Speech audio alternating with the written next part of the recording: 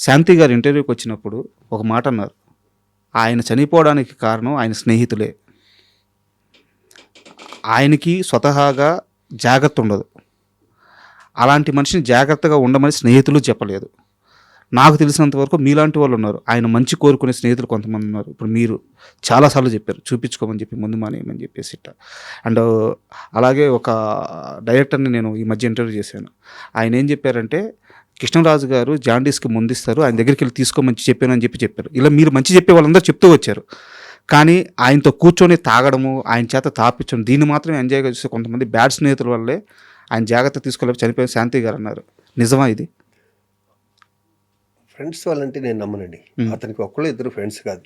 పైగా మందు అంటారా, మా ఎంటైర్ కెరీర్లో మీ ఇద్దరం కలిసి ఒక 5 సార్లు తగ్గుంటాం సార్. శ్రీహరి నేను.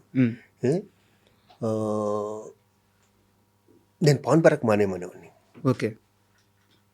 బాబా వద్దురా పాన్ పరాకు అనేవాడిని. తప్పితే సరే ఒక స్టార్ అండి శ్రీహరి.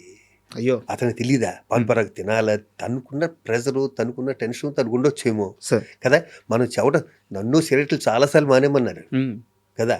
ఎవరు మానమంటే మానాలన్నది ఫిక్స్ అయింది, మానేసాను. తప్పితే నేను విపరీతం కలిసేవాను 25 ఏళ్ళ క్రితం. 25 ఏళ్ళు నేను మానేసినాను. అది ఇంకొక విషయం, నాకు భరణి ఒకసారి చెప్పిన మాట ఎప్పుడు గుర్తొస్తుంది. ఎదుటి వ్యక్తి వ్యసనాలను మనం ఏలి పెట్టి చూపించామా, ఆ వ్యక్తి మనం దూరంగా పెట్టేస్తాడు. ఓకే.